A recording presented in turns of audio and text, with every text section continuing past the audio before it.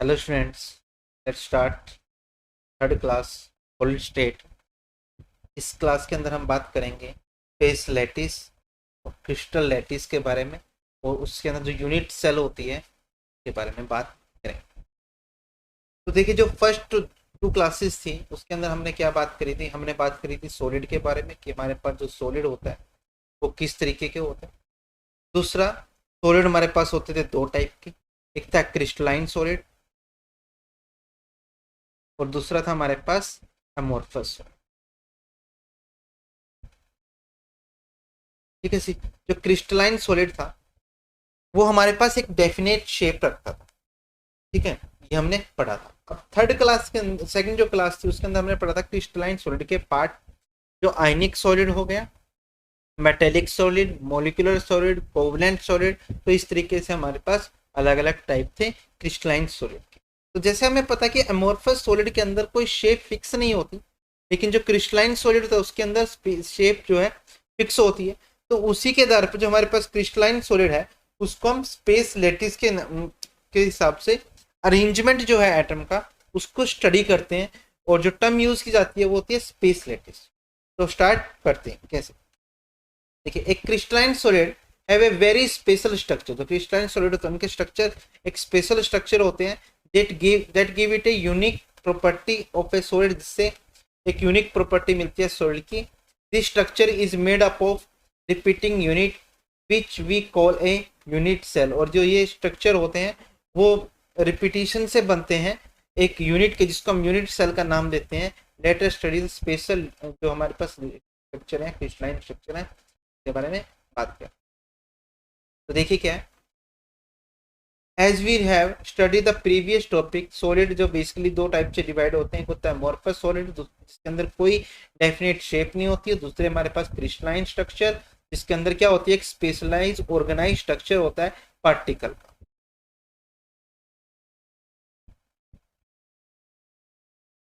तो इसके अंदर हम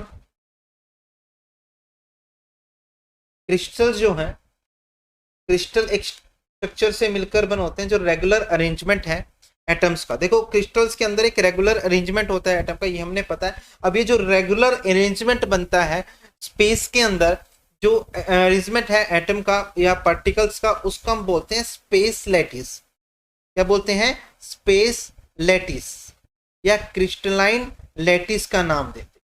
देखिए भाई, जो अरेंजमेंट पार्टिकल्स का बना है क्रिस्टल्स के, उसको हम बोलते हैं क्या? Space lattice. और ये जो अरेंजमेंट है ये 2D और 3D दोनों में हो सकता है। ठीक है ना? तो the representation in 3D, 3 dimension structure या 2 डायमेंशन भी हो सकता है यहाँ पे। This is A crystalline lattice. और जो अरेंजमेंट इसको हम क्या बोलते हैं? Crystalline lattice. तो लैटिस क्या है? एक एरे है पॉइंट का, मतलब एक अरेंजमेंट है पार्टिकल्स का, in order to which describe the arrangement of particle of a crystalline solid, जिसके हिसाब से हम क्या करते हैं? क्रिस्टलाइन सॉलिड के पार्टिकल के अरेंजमेंट को स्टडी करते हैं।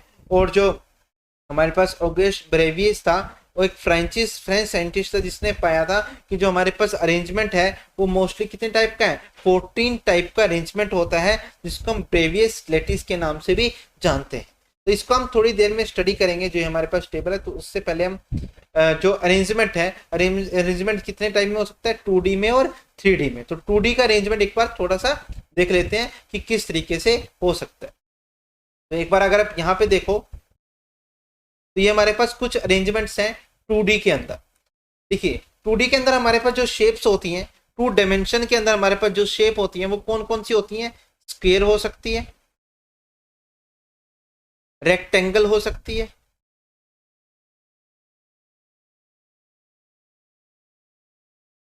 रोम्बस हो सकती है,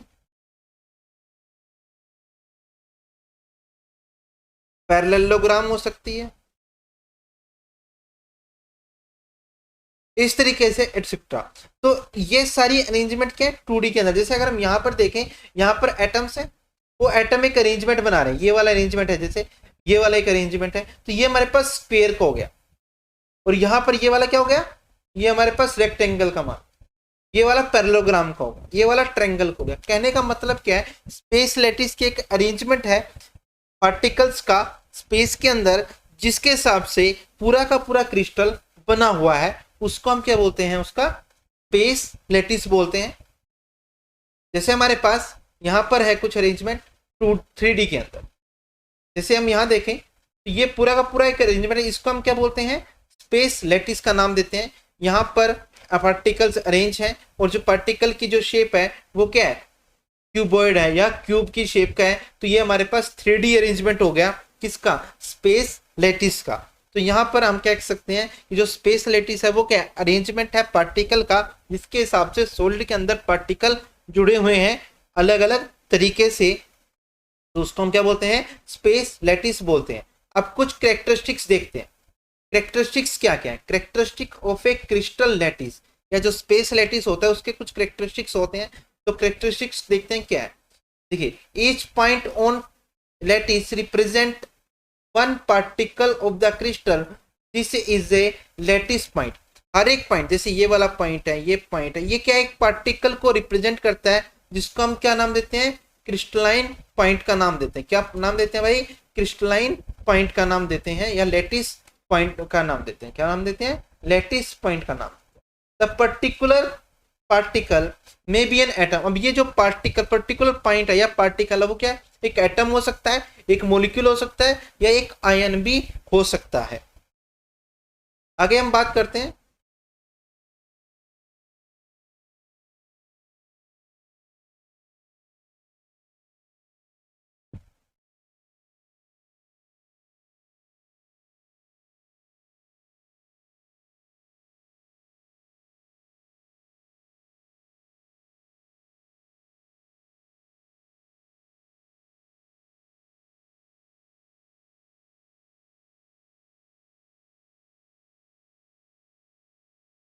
थर्ड पॉइंट है इसके अंदर। थर्ड पॉइंट है these lattice point of crystal are joined together in a straight line. यानी कि जो हमारे पास पॉइंट्स होते हैं, लैटिस पॉइंट होते हैं, उनको हम अरेंज करते हैं, उनको ज्वाइन करते हैं कि एक लाइन के द्वारा। किसके द्वारा ज्वाइन करते हैं, जैसे ये वाले पॉइंट है, एक पॉइंट ये पार्टिकल है जिस पॉइंट पार्टिकल को रिप्रेजेंट करते हैं, ठीक है। तो यहाँ पे ये लाइन जो है ये क्या करती है, ज्वाइन करती है, स्ट्रेट लाइन के द्वारा ये ज्वाइन होते हैं। और जिन ज्वाइनिंग से, बाय ज्वाइनिंग दिस पॉइंट, ये लाइन ज्वाइनिंग से क्या करते हैं, ये एक पर्टिकुलर शेप बनाते हैं, एक ज्योमेट्रिकल शेप बनाते हैं जो क्रिस्टल की। The joining the point the geometrical of the crystal is form. यहाँ पे ज्योमेट्री फॉर्म होती है क्रिस्टल की। Every one of the 14 lattice have unique geometry. जो हम जो 14 लैटिस की बात कर रहे थे, तो अभी हम बात करेंगे भी उसके बारे में। तो वो क्या करते हैं, वो हर एक की जो प्रॉपर्टी होती है, ज्योमेट्रिकल प्रॉपर्टी होती है, वो क्या होती है, अलग अलग होती है। तो हम बात करते हैं आगे। आगे पॉइंट हमारे पास यूनिट सेल। यूनिट सेल क्या होते हैं, देखो एक पर्टिकुलर अरेंजमेंट है, जैसे ये वाला अरेंजमेंट की अगर हम बात कर लेते हैं, ये वाला जो अरेंजमेंट है पूरा का पूरा, इसको हमने क्या नाम दिया, स्पेस लैटिस। इसका नाम दिया भाई स्पेस लैटिस का। अब ये जो स्पेस लैटिस है ना भाई, ये जो स्पेस लैटिस है, ये स्पेस लैटिस एक पर्टिकुलर शेप की रिपीटिशन से बना है, एक पर्टिकुलर शेप की रिपीटिशन से बना है। और जो ये पर्टिकुलर शेप है जिसकी रिपीटिशन से पूरा का पूरा स्पेस लैटिस बना हुआ है, उसको हम नाम देते हैं किसका, यूनिट सेल का। इसका नाम देते हैं unit cell. Actually unit cell क्या है, जिसकी रिपीटिशन से पूरा का पूरा स्पेस लैटिस हमारा बनता है, उसको हम क्या बोलते हैं, यूनिट सेल का नाम देते हैं। तो देखते हैं क्या है यहाँ पर। देखिए भाई, unit cell is most basic and least volume conjunction repetition structure of any solid. यानी कि सबसे बेसिक स्ट्रक्चर है सॉलिड के अंदर जो सबसे कम वॉल्यूम रखता है। And it is use visually simplify the crystalline pattern solid arrange themselves in. कहने का मतलब ये कि इसको, इस स्ट्रक्चर का जो बेसिक स्ट्रक्चर है जिसके रिपीटिशन से पूरा का पूरा स्पेस लैटिस बना हुआ है, इसका यूज करते हैं हम पूरे के पूरे क्रिस्टल के अंदर पार्टिकल के अरेंजमेंट को समझने के लिए। The entire of the space lattice is build by repetition arrangement of unit cell. जो पूरा का पूरा स्पेस लैटिस है वो repetition arrangement of unit cell से बनता है। A unit cell is a geometrical shape even by itself. और ये भी क्या होती है, एक ज्योमेट्रिकल शेप होती है खुद से, जिसकी 3 एजेस होती हैं। और ये जो 3 एजेस हैं वो पर्टिकुलर एंगल पे होती हैं। और edges of unit cell are follow. अब हम जो एजेस हैं वो इस तरीके से होते हैं। जैसे अगर हम यहाँ बात कर लेते हैं, जैसे हम एक क्यूब बनाते हैं, जैसे हम एक क्यूब बनाते हैं भाई,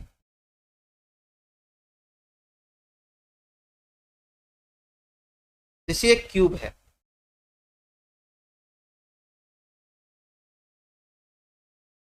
ठीक है, इस साइड को नाम दे दिया उसने ए, इसको दे दिया बी, इसको दे दिया सी, और ये वाली एक्सिस को दिया एक्स एक्सिस, ये वाली एक्सिस वाई एक्सिस, और ये वाली एक्सिस, या हम बात कर सकते हैं कि ये अंदर वाली एक्सिस को वाई एक्सिस, और ये वाली क्या है जेड एक्सिस। तो ये हमारे पास तीन साइड हुई, ए बी और सी। तो यहां पर क्या है, तीन एजेस मिल गई हमें यूनिट सेल की, और इन्हीं के हिसाब से, इन्हीं के अरेंजमेंट के हिसाब से हम क्या कर सकते हैं, यूनिट सेल को फर्दर डिवाइड भी कर सकते हैं। यानी कि जो तीन एजेस हैं वो डिफाइन करती है हमारी यूनिट सेल को। तो देखिए, the interior angle of unit cell are, जो हमारे पास एजेस है, ए एज है जो बी और सी वेक्टर को, लैटिस वेक्टर को डिफाइन करती है, बी है जो डिफाइन करती है लैटिस वेक्टर ए और सी को, और सी है जो डिफाइन करती है लैटिस वेक्टर ए और बी को। अब हमारे पास एंगल्स की बात आती है। एंगल क्या है, एंगल बी और सी के बीच में जो एंगल है उसको हम एंगल अल्फा का नाम देते हैं। जैसे यहां पर है, देखिए, बी और सी के बीच में, बी कहां था, बी ये वाला था, सी ये वाला, तो ये वाला जो एंगल था यहां पर वाई और जेड के बीच में जो एंगल है उसको नाम दिया क्या, अल्फा एंगल का नाम दिया। उसी तरीके से नेक्स्ट हमारे पास है बीटा एंगल। बीटा क्या था, एक्स और जेड के बीच में, मतलब ये वाली ए और सी वाली जो साइड है ना, इनके बीच में जो एंगल हुआ उसको एंगल का नाम दिया बीटा का। और उसी तरीके से हमारे पास गामा होगा एक्स और वाई, मतलब इन दोनों के बीच का जो एंगल होगा, ये वाला जो एंगल है, ये वाला एंगल, इसको हमने नाम दिया किसका, गामा का। किसका नाम दिया, गामा का। तो हमारे पास जो यूनिट सेल है उसको रिप्रेजेंट करने के लिए तीन साइड्स हैं, ए बी और सी, और एंगल है अल्फा बीटा और गामा। ठीक है जी। तो इस तरीके से हम क्या कर सकते हैं, किसी भी यूनिट सेल को डिवाइड कर सकते हैं, या उसकी प्रॉपर्टीज को डिफाइन कर सकते हैं, या यूनिट सेल किस तरीके की हमारी उसको देख सकते हैं।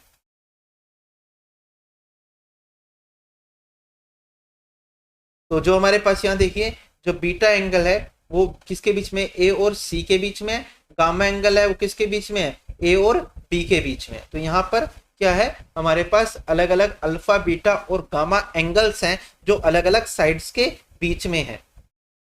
तो हम इसके हिसाब से जो 14 लैटिस बनते हैं उसको हम समझने की कोशिश करते हैं कि किस तरीके से ये 14 लैटिस बने हुए हैं।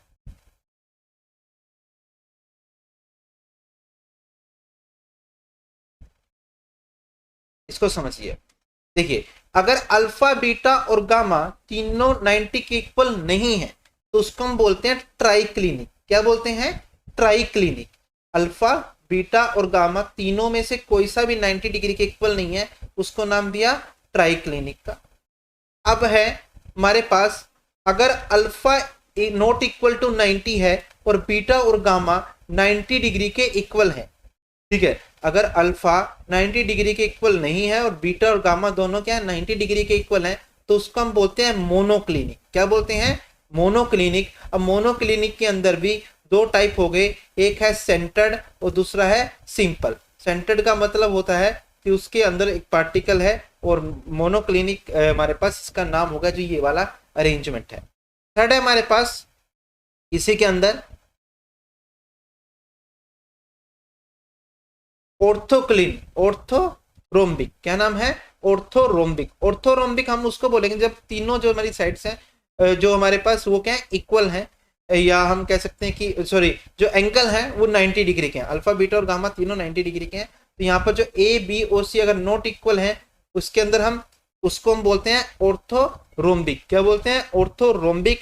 और हमारे पास जो ऑर्थोरोम्बिक के अंदर है अल्फा बीटा और गामा तीनों जो है 90 डिग्री के इक्वल होते हैं, लेकिन जो साइड्स हैं वो इक्वल नहीं होते। जैसे A not equal to B not equal to C, A not equal to B not equal to C, और इस तरीके से हम अरेंजमेंट कर सकते हैं। अब इसके अंदर भी आगे टाइप है, एक है सिंपल, एक है बेस सेंटर्ड, एक है फेस सेंटर्ड, और एक होता है बॉडी सेंटर्ड। अब ये क्या है, ये इस तरीके से देखो, यहां पर जो एटम है वो सिर्फ कॉर्नर पे है, यहाँ पर जो एटम है या पार्टिकल्स है वो सिर्फ क्या है, कॉर्नर पे है, इसलिए इसको हम किसका नाम देंगे, सिंपल का। किसका नाम देंगे, सिंपल का।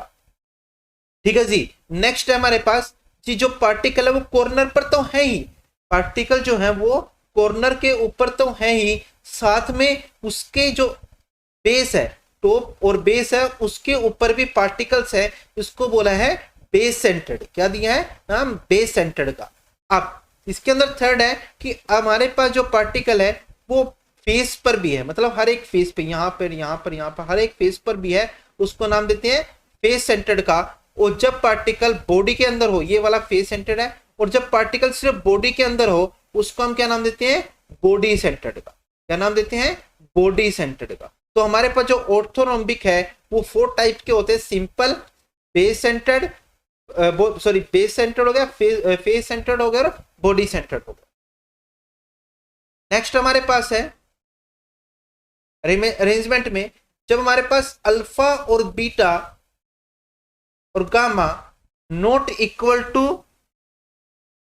अल्फा बीटा और गामा, जो हमारे पास अल्फा और बीटा है वो 90 डिग्री के इक्वल है, मतलब अल्फा भी 90 डिग्री है और बीटा भी 90 डिग्री है, लेकिन जो हमारे पास गामा है वो 90 डिग्री के इक्वल नहीं है, उसको हम नाम देते हैं रोम्बोहेड्रल। क्या नाम है, रोम्बोहेड्रल का। और इसके अंदर जो रोम्बोहेड्रल है, इसके अंदर जो हमारे पास साइड्स होती हैं ए बी और सी, वो तीनों क्या होती हैं, इक्वल होती हैं। तीनों क्या होती हैं, इक्वल होती हैं, उसको हम बोलते हैं रोम्बोहेड्रल। क्या नाम देते हैं, रोम्बोहेड्रल का।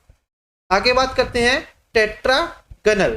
क्या है, टेट्रागनल। इसके अंदर क्या होगा, alpha equal to beta equal to gamma equal to 90 degree.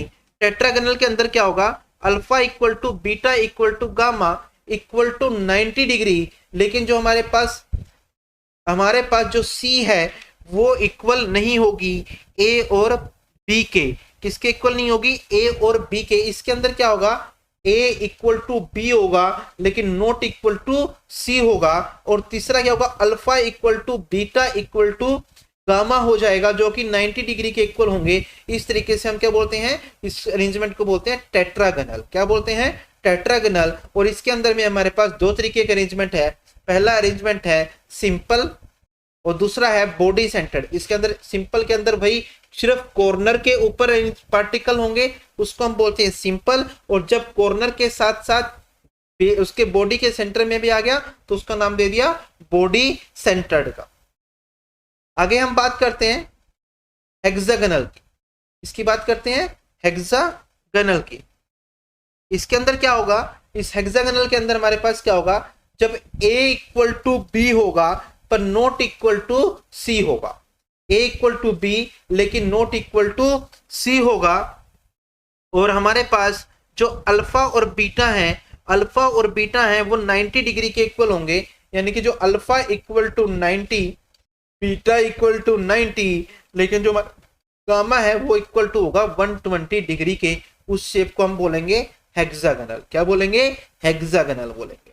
उसके बाद आता है हमारे पास क्यूबिक या आइसोमेट्रिक। क्यूबिक किसको बोलते हैं, क्यूबिक हम बोलेंगे जब a equal to B equal to C होगा और alpha equal to beta equal to 90 degree होगा, तो उस तरीके के अरेंजमेंट को हम बोलेंगे क्यूबिक अरेंजमेंट। और ये हमारे पास फर्दर 3 पार्ट्स में होता है, सिंपल, बॉडी सेंटर्ड और फेस सेंटर्ड। सिंपल के अंदर क्या होगा, सिर्फ और सिर्फ कॉर्नर पे हमारे पास पार्टिकल्स होंगे, उसको हम बोलेंगे सिंपल क्यूबिक। और बॉडी सेंटर जब उसके साथ कॉर्नर के साथ साथ उसके बॉडी के सेंटर में भी होगा, उसको हम बोलेंगे बॉडी सेंटर्ड। और फेस सेंटर्ड होगा कि जब जैसे ये हमारे पास एक शेप है, ठीक है, तो हमारे पास जो पार्टिकल है वो सिर्फ जो वो हर एक फेस के ऊपर भी है, यहाँ पर हर एक जितने भी फेस है ना उसके ऊपर पार्टिकल होगा, उसको हम बोलेंगे क्या, उसको बोलते हैं हम फेस सेंटर्ड। तो ये हमारे पास कुछ अरेंजमेंट्स थे यूनिट सेल्स के, जिसको हम अलग अलग नाम से जानते हैं। जैसे हमारे पास ये वाला क्यूबिक है, हेक्सागनल है, टेट्रागनल है, रोम्बिकल है, ट्राइक्लिनिक है, मोनोक्लिनिक है या ऑर्थोरोम्बिक है। ये जो टेबल है ये आपकी बुक्स में भी है, इसको एक बार अच्छे से स्टडी करना और आई होप कि आपको यहाँ पर अच्छे से समझ में भी आया होगा। तो आगे हम बात करते हैं यूनिट सेल की। हमारे पास जो यूनिट सेल होती हैं वो दो टाइप की होती हैं। यूनिट सेल हमारे पास कितने टाइप्स की होती हैं? दो टाइप की होती हैं। पहली है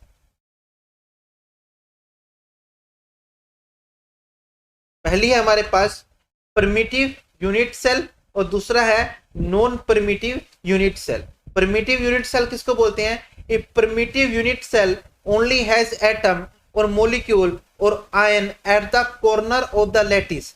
जब आपके पास किसी भी यूनिट सेल के अंदर जो एटम है वो सिर्फ कॉर्नर के अंदर हो, कॉर्नर पे जैसे सिंपल के अंदर होता था, उसको हम क्या बोलेंगे?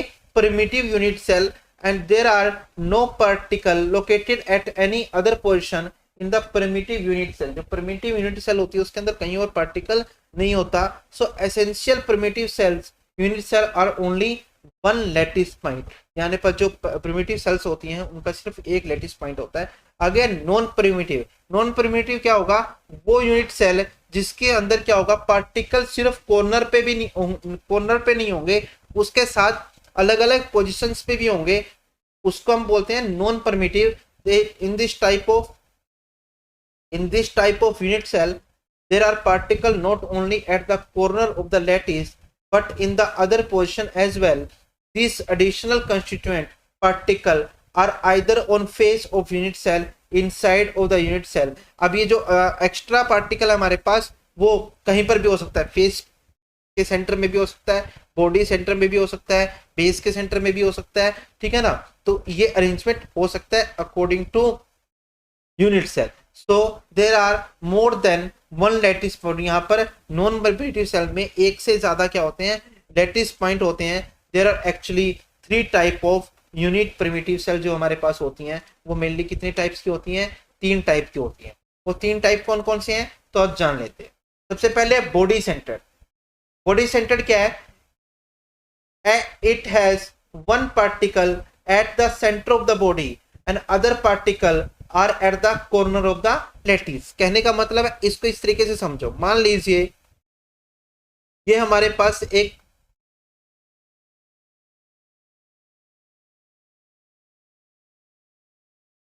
यूनिट सेल थी जिसके अंदर हर एक कॉर्नर पर तो हर एक कॉर्नर पर तो हमारे पास है ही, ठीक है जी। और साथ में हमारे पास जो बॉडी है उसके सेंटर में यहां पर भी एक क्या होगा?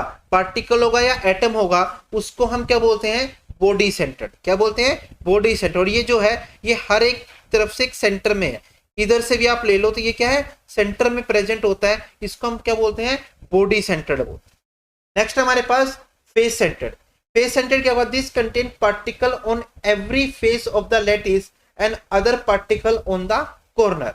कहने का मतलब है, देखिए कैसे कि यहां पर इस सेम तरीका है।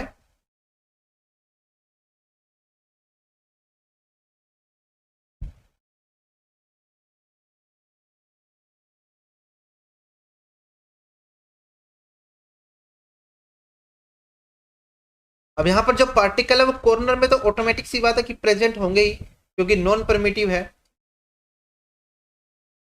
कॉर्नर में तो प्रेजेंट होंगे ही। साथ में जो है फेस, जो है जितने भी फेस हैं उनके फेस के सेंटर में होगा।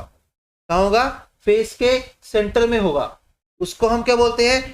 Face centre. क्या बोलते हैं? Face centre. जैसे ये फेस है, एक पार्टिकल यहाँ हो गया, एक पार्टिकल यहाँ हो गया, एक पार्टिकल इस नीचे वाले फेस पे हो गया, एक पार्टिकल इस फेस पे हो गया, एक पार्टिकल ऊपर वाले फेस पे हो गया और एक पार्टिकल यहाँ पर हो गया। तो इस तरीके जो फेस के सेंटर पे होंगे उसको हम बोलेंगे फेस सेंटर। क्या बोलेंगे? Face centre. उसके बाद है एज सेंटर। एज सेंटर क्या होंगे? जब आपका जो पार्टिकल है वो एज पर भी हो। जैसे ये हमारे पास एक यूनिट सेल है, जैसे हमारे पास ये एक यूनिट सेल है और इसके अंदर जो पार्टिकल का अरेंजमेंट है वो कहां पर भी हो? एज पर भी हो। जैसे ये एक एज है, ये एक एज है, ये एक एज है, ये एक एज है। तो यहाँ पर जो एज होंगे जितनी की जितनी, उतनी सारी एजेस पर क्या होगा? एक एक पार्टिकल होगा। उसको हम बोलते हैं एज सेंटर्ड, क्या बोलते हैं भाई, एज सेंटर्ड। ठीक है, आज के लिए इतना ही, इसको नोट डाउन कर लेना। Thank you so much.